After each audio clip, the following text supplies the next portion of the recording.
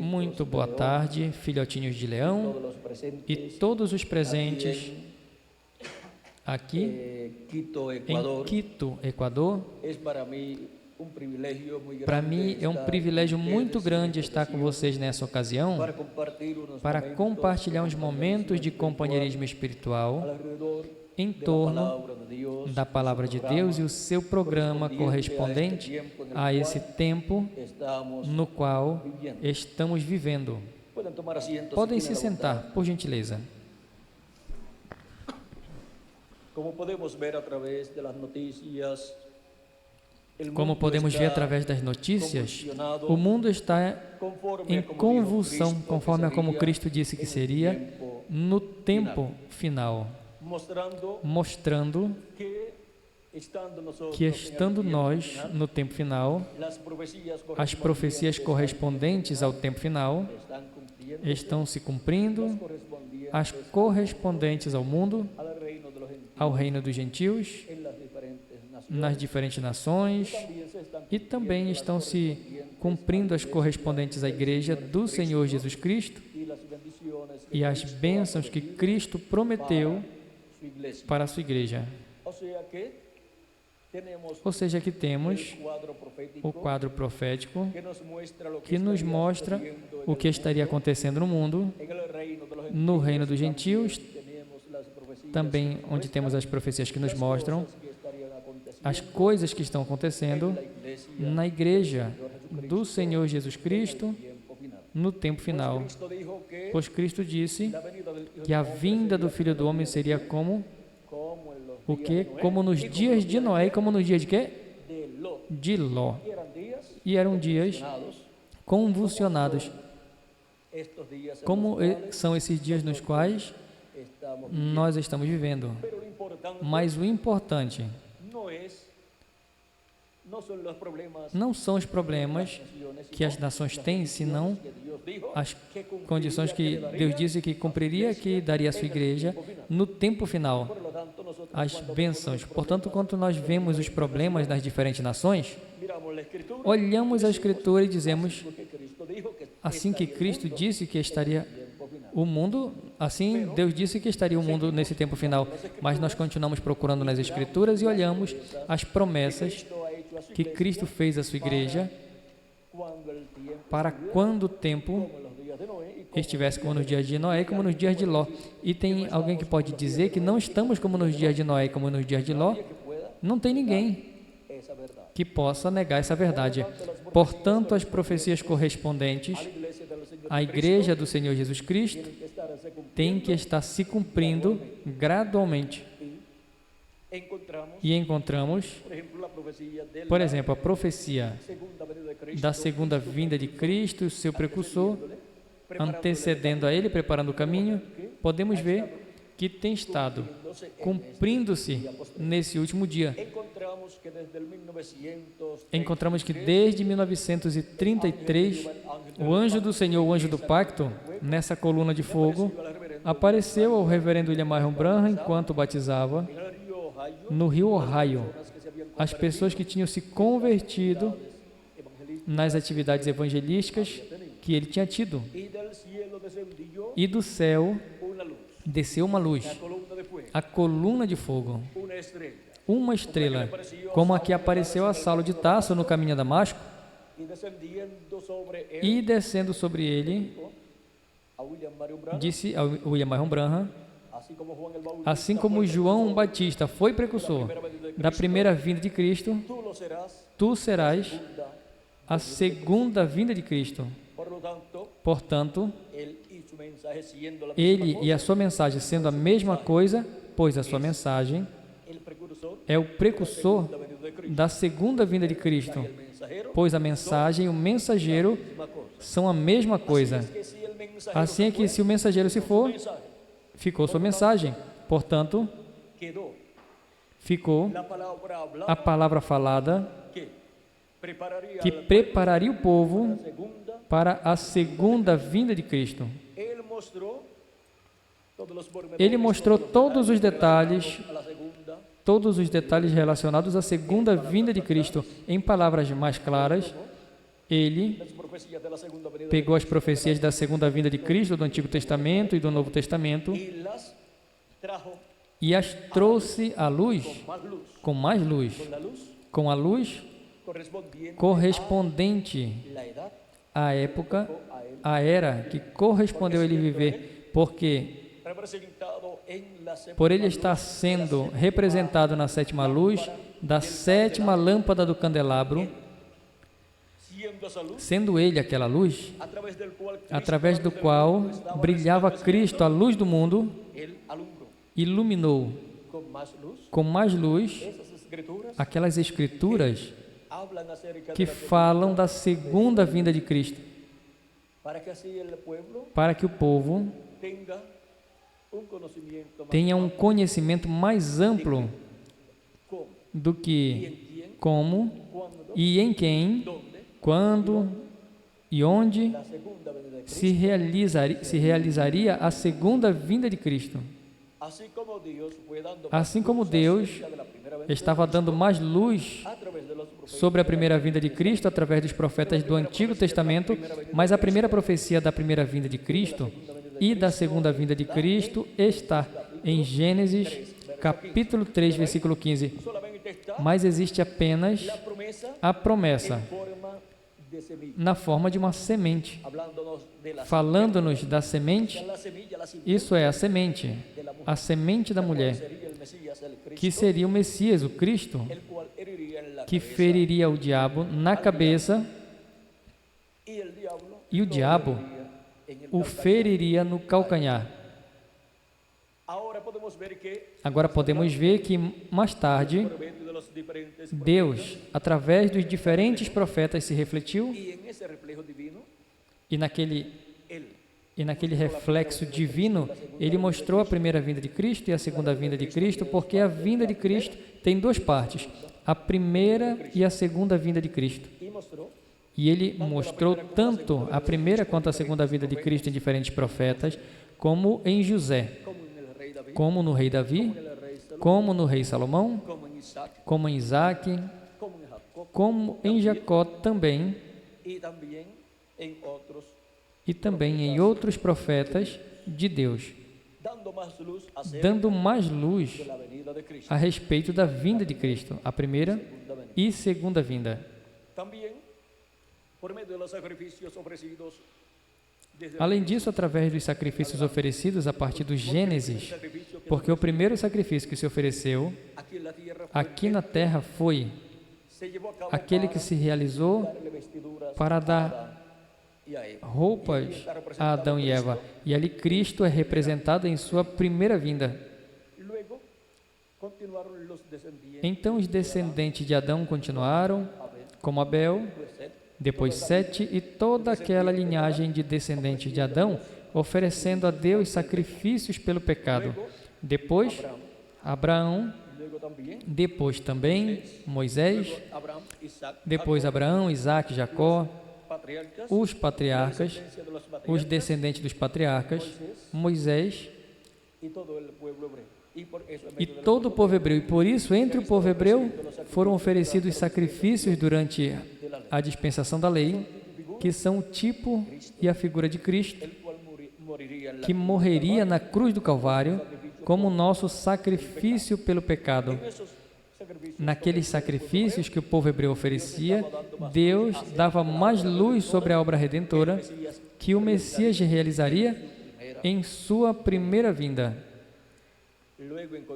Então, descobrimos que através do profeta Isaías, Deus disse que a virgem conceberia e daria à luz a um filho. E agora, a promessa da semente da mulher, isto é, do filho da mulher, agora com mais luz, se sabe que será por meio de uma virgem, uma jovem virgem. E então, através da profecia de Miqueias, capítulo 5, onde ele diz que será de Belém da Judeia, de onde virá o guia, aquele que governará o povo hebreu, ali ele tem que nascer, tem que ser da semente, da descendência do rei Davi. Agora pode ser visto que a semente da mulher viria do povo hebreu e viria de uma jovem virgem do povo hebreu e nasceria em Belém da Judeia. Mas nada disso estava aberto para as pessoas que viveram antes de Moisés. E ainda descobrimos que no tempo de Moisés, ninguém sabia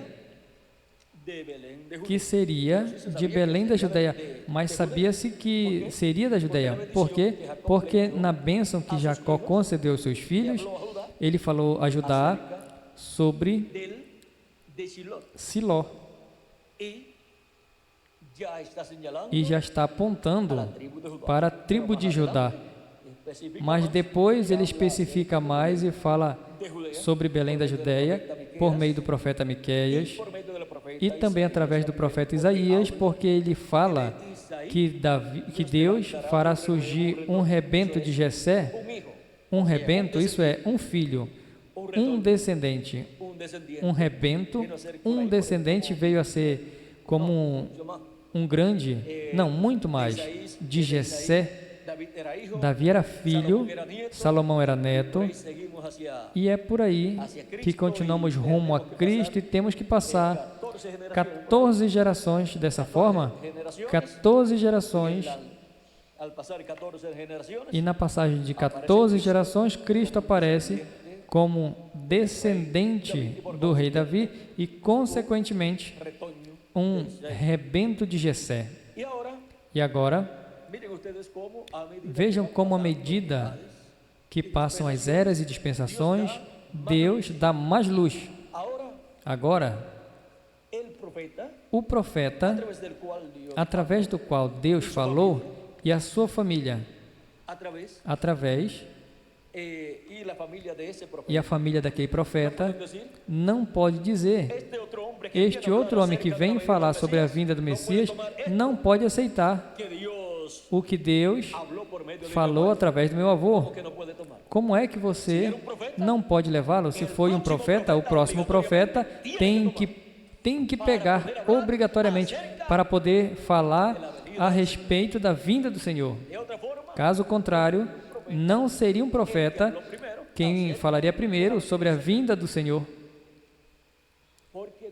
Porque Deus está dando mais luz. E quando vem um profeta, ele tem que levar tudo o que foi falado desde Gênesis até o presente. E então, Deus, através daquele último que vem, traz mais luz e reúne tudo o que disse aquele, e mostra uma imagem clara do que foi prometido para aquele tempo. Agora, quando aquele profeta faz isso, ele não está roubando a revelação do primeiro, ou do segundo, ou do terceiro, ou do quarto, ou do quinto. Ao contrário, é uma confirmação do que o que eles disseram era verdade. Porque quando o último vem e toma o que foi dito, aquele profeta anterior é honrado. E os anteriores também são honrados como verdadeiros profetas de Deus. Porque aquele que vem por último reúne tudo o que foi dito antes e mostra uma imagem clara e mostra o cumprimento de tudo o que foi dito pelos profetas anteriores. Como Jesus disse, e como os apóstolos disseram depois, Jesus disse, isso foi o que foi dito pelo profeta fulano de tal e pelo fulano de tal. E quando ele tinha a profecia de Isaías 61, ele leu e disse, hoje se cumpriu essa escritura que ouviste diante de vocês. Vê, ninguém podia dizer, você não pode tirar essa profecia do meu avô, do meu bisavô, porque você está roubando aquela revelação que Deus deu a ele, que Deus deu através do meu avô. Em vez disso, o que ele estava reivindicando era que aquela revelação estava correta, estava confirmando que aquela revelação estava correta. Se Cristo ignorasse as profecias que falaram dele, de sua primeira vinda, então ele estava ignorando o profeta por meio do qual Cristo em Espírito Santo havia falado essas coisas.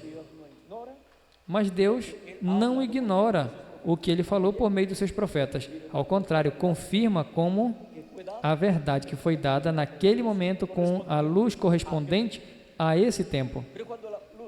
Mas quando a luz vem em toda a sua plenitude, tudo é iluminado e todas as profecias são reunidas e todas concordam com o que o primeiro disse, com o que o segundo, o terceiro e o quarto disseram. E o mensageiro final os coloca todos juntos para mostrar a imagem do que Deus está realizando naquele momento. Assim é com relação às profecias da segunda vinda de Cristo, como foi com a relação das profecias da primeira vinda de Cristo. E é assim com todos os outros assuntos das Escrituras. Assim é com qualquer doutrina da Escritura mencionada pelos profetas do Antigo Testamento. As coisas que eles disseram não podem ser ignoradas. Nem se pode ignorar as coisas que os apóstolos do Senhor Jesus Cristo disseram e as que Jesus Cristo disse. Isso não pode ser ignorado. E nem o que eles disseram ou o que Cristo disse por meio dos seus apóstolos e dos 7 anjos mensageiros. Se vier uma revelação, tem que ser de acordo ao que já foi falado através dos homens que Deus usou no passado. Não pode ser uma revelação contrária, caso contrário, não é uma revelação de Deus, porque a revelação de Deus prossegue de forma progressiva até que no fim chegue o tempo de seu cumprimento e a luz vem em sua plenitude, onde o mistério dessa promessa é aberto. E também esse mistério e o seu cumprimento são dados a conhecer. E então as pessoas dizem, agora eu posso entender, bem claro. Antes eu não conseguia entender porque aquele mistério que havia sido prometido, profetizado para o povo de Deus não estava aberto. Mas quando o último mensageiro vem com a luz de Deus em toda a sua plenitude, toda a Escritura que não tinha sido aberta no passado tem que ser aberta. E toda profecia, toda Escritura que não foi cumprida tem que ser cumprida. E através do mensageiro daquele tempo é que Cristo revela ao seu povo, à sua igreja, o significado daquela Escritura e seu cumprimento. E é assim que toda a revelação divina chega à igreja do Senhor Jesus Cristo para esse último dia. Tivemos 7 estágios ou era da igreja gentia, 7 etapas ou era da igreja gentia, e quando chegaram ao fim, muitos pensaram que já estava tudo acabado, pois tudo tinha terminado para cada território onde cada era da igreja gentia foi cumprida, mas para os latino-americanos e caribenhos, durante as 7 etapas ou era da igreja gentia, o programa divino para a América Latina e o Caribe não havia começado, mas quando terminou o programa divino para as 7 eras da igreja gentia, começou o programa divino para a América Latina e o Caribe, para chamar e juntar os seus escolhidos com grande voz de trombeta, para colocá-los no lugar santíssimo do templo espiritual de Jesus Cristo, na era de pedra angular e dispensação do reino. E por isso é que a mensagem da grande voz de trombeta, que é a mensagem da segunda vinda de Cristo, é a mensagem do Evangelho do Reino, proclamando a segunda vinda de Cristo, como o Rei dos Reis e Senhor dos Senhores, como o leão da tribo de Judá e como o sol de justiça brilhando, surgiu onde? Na América Latina e no Caribe. Porque esse é o território correspondente ao programa divino correspondente ao dia final, ao tempo final, ao último dia, ao 7º milênio e à era de pedra angular, assim como o lugar do templo que corresponde ao oeste é o lugar santíssimo. E na construção do templo espiritual de Cristo, descobrimos que começou na terra de Israel, no leste, continuou para a Ásia Menor, depois para a Europa, depois para a América do Norte, lugares correspondentes ao lugar santo do templo espiritual de Cristo, o qual foi construído com seres humanos, com pessoas que creem em Cristo, nascidos do Espírito de Jesus Cristo e, portanto, nascidos no corpo místico de Jesus Cristo. E para esse último dia, para a América Latina e o Caribe, o chamado final de Cristo nos coloca no lugar santíssimo do templo espiritual de Cristo. Porque Cristo não pode ter uma igreja, que é o templo de Deus, sem que ela tenha um lugar santíssimo, porque não seria um templo para Deus, porque a morada de Deus era no tabernáculo que Moisés fez e no templo que Salomão fez, no lugar santíssimo, na arca da aliança, entre os dois querubins de ouro. Portanto, Jesus Cristo não pode ter uma igreja e chamá-la de igreja, templo de Deus, do Espírito Santo, sem ter um lugar santíssimo e sem ter os dois querubins de ouro atualizados no ministério correspondente ao lugar santíssimo do templo espiritual de Cristo, que são os ministérios de Moisés e Elias. Agora vejam onde aparecem os ministérios de Moisés e Elias, como apareceram lá. No capítulo 4 de Zacarias e em Apocalipse, capítulo 11. Apareceram onde? Bem, eles apareceram na igreja. Apareciam na igreja de um lado e do outro do castiçal ou candelabro. Apareceram as duas oliveiras, que são os ministérios de Moisés e Elias. E agora, podemos ver onde estamos na igreja do Senhor Jesus Cristo. Onde? No lugar santíssimo do seu templo espiritual, sob o ministério das duas oliveiras e dos dois castiçais. Descobrimos que em cada era havia um castiçal para cada era. Um castiçal com uma luz. Um mensageiro com uma era, brilhando o Espírito Santo através daquele mensageiro em todas as eras. Mas agora olhe, para o último dia, para a era de pedra angular, na era da pedra angular, descobrimos que há dois povos. Um povo gentil, os escolhidos dentre os gentios, a igreja do Senhor Jesus Cristo, onde o ministério das duas oliveiras, os ministérios de Moisés e Elias, estará dando a mensagem do Evangelho do Reino, dando a mensagem da segunda vinda de Cristo, revelando o mistério da segunda vinda de Cristo como leão da tribo de Judá. E há outro povo, que é o povo hebreu, onde há 144 mil hebreus que receberão a palavra. Eles receberão o Cristo revelado no último dia, na era de pedra angular e dispensação do reino. Existe dois povos lá, e é a única ocasião em que haveria dois povos para Deus falar a esses dois povos, o povo gentil e o povo hebreu, a igreja do Senhor Jesus Cristo e os 144 mil hebreus. E aí podemos ver que as duas oliveiras e os dois castiçais estarão ali, dando a luz correspondente à igreja do Senhor Jesus Cristo e depois ao povo hebreu no lugar santíssimo.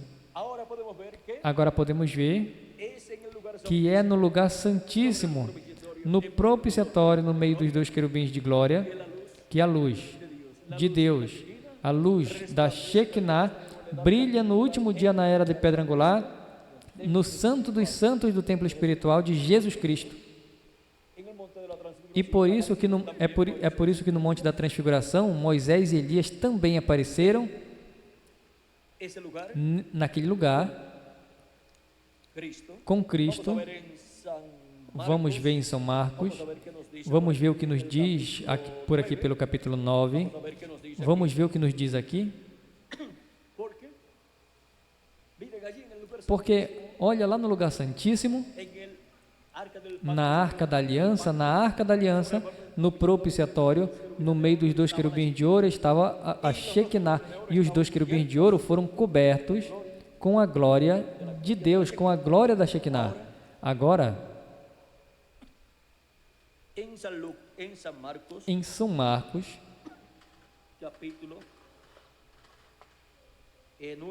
capítulo 9, vamos ver o que nos diz. Aqui ele diz: disse-lhes também, em verdade vos digo que alguns dos que aqui estão não passarão pela morte, até que vejam o reino de Deus chegar com poder. 6 dias depois, Jesus tomou consigo Pedro, Tiago e João, seu irmão, e os conduziu sozinhos a um alto monte e foi transfigurado diante deles, e as suas roupas ficaram resplandecentes, muito brancas como a neve,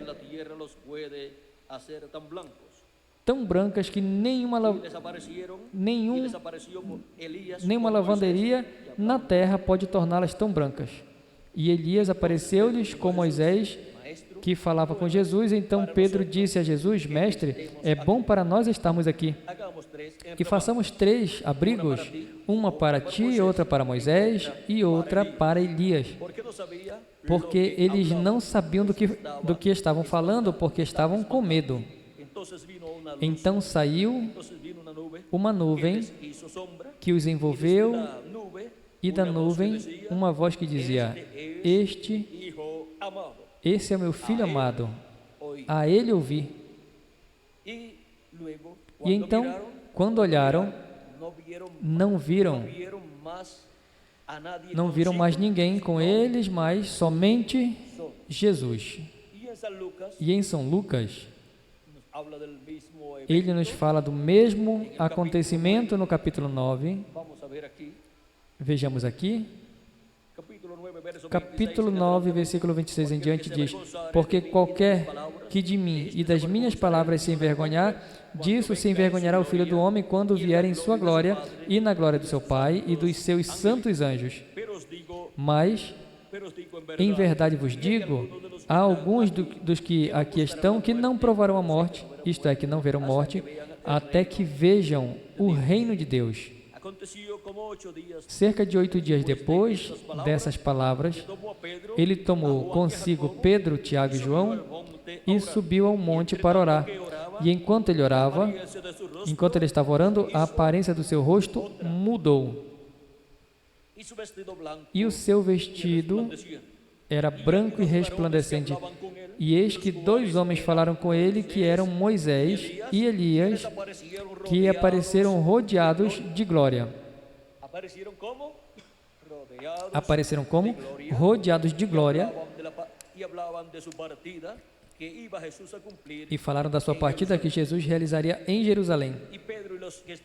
E Pedro e os que estavam com eles estavam exaustos de sono, mas estando acordado, viram a glória de Jesus e os 2 varões que estavam com ele. E aconteceu que, separando-se dele, Pedro disse a Jesus: Mestre, é bom para nós estarmos aqui, e vamos fazer 3 abrigos, uma para você, uma para Moisés e outra para Elias, sem saber o que eles estavam dizendo. Enquanto ele dizia isso, uma nuvem veio e os cobriu e ficaram com medo quando entraram na nuvem. E da nuvem saiu uma voz que dizia: Este é o meu filho amado, a ele ouvi. E quando a voz cessou, Jesus foi encontrado sozinho e eles ficaram em silêncio. E por aqueles dias não disseram nada a ninguém do que tinham visto.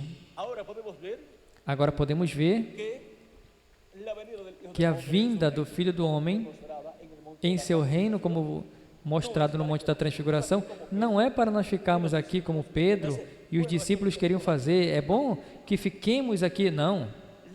A vinda do Filho do Homem com os seus anjos é para chamar, reunir e recolher os escolhidos de Deus e colocá-los no corpo místico de Cristo na era de pedra angular e dar-lhes a fé, a revelação da segunda vinda de Cristo para serem arrebatados nesse último dia. É para ser transformado e raptado a segunda vinda de Cristo com os seus anjos para esse tempo final. Então, ninguém vai dizer: é bom ficarmos aqui na terra, porque aqui na terra podemos fazer muitas coisas. Não, é para chamar e reunir os eleitos, os escolhidos de Deus com aquela grande voz de trombeta, e assim estejam preparados para a nossa transformação e para a ressurreição dos mortos em Cristo e para irmos à ceia das bodas do Cordeiro. Quantos gostariam de ficar aqui? A ninguém. E nem a mim. Então, olha, Pedro não sabia o que estava dizendo, mas agora sim nós sabemos o que dizemos. A segunda vinda de Cristo com os seus anjos é para nos dar fé, para sermos transformados e arrebatados, ou seja, para nos dar a revelação da segunda vinda de Cristo com os seus anjos, para que todos tenham essa fé de arrebatamento, transformação e rapto neste último dia. É por isso que estamos aqui vivendo na América Latina e no Caribe, para receber o cumprimento do maior de todos os mistérios de Deus, para receber o cumprimento do mistério da segunda vinda de Cristo com os seus anjos, com a grande voz de trombeta chamando e reunindo a todos os seus escolhidos neste último dia. E a boa notícia para todos os latino-americanos e caribenhos é que a maioria dos escolhidos de Deus do último dia, que são chamados ou que serão chamados e reunidos e transformados, são principalmente latino-americanos e caribenhos. E dissemos que 90% ou mais dos que serão transformados e raptados, porque é na América Latina e no Caribe que se cumpre a construção do lugar santíssimo do templo espiritual de Jesus Cristo. Assim podemos ver a grande bênção que Deus tem para a América Latina e o Caribe, para este tempo final. Não importa os problemas que a América Latina e o Caribe tenham, isso não tem a ver. O que importa é o que Deus prometeu para a América Latina e o Caribe em seu programa.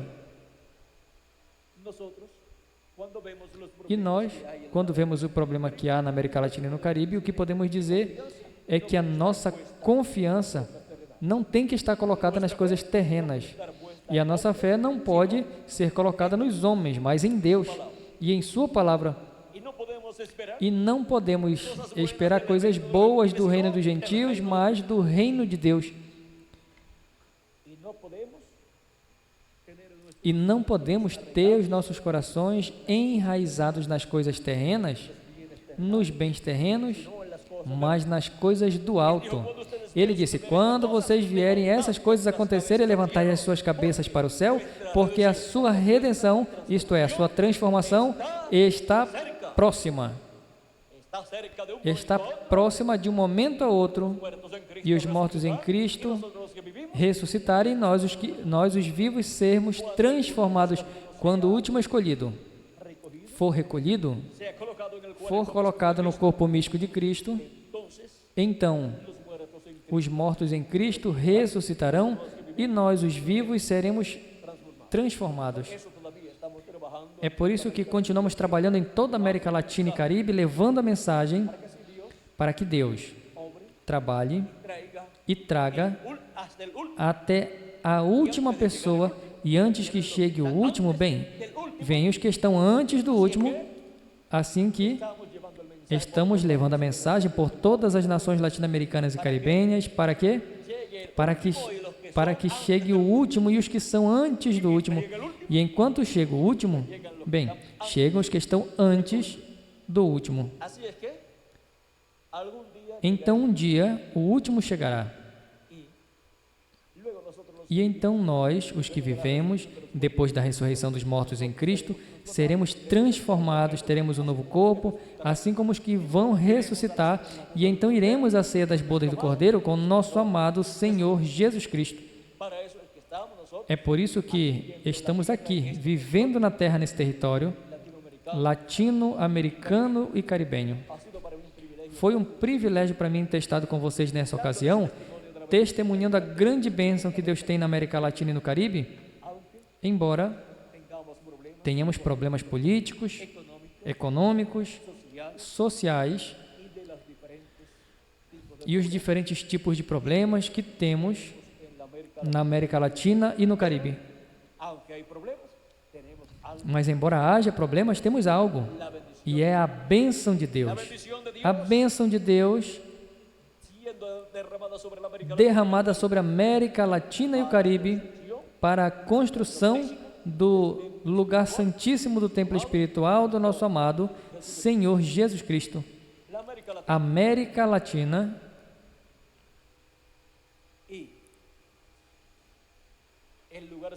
e o lugar santíssimo do templo de Deus.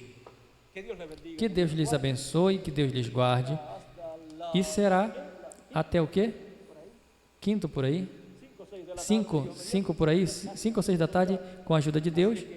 Assim que vão ter um recesso, onde chegam os outros que faltam, para assim estarmos novamente reunidos, e essa já vai ser a atividade final ou última atividade deste recorrido que teremos aqui no Equador, e esperamos grandes bênçãos para assim desfrutarmos das bênçãos de Cristo correspondentes a esse tempo final. Que Deus lhes abençoe e guarde a todos vocês.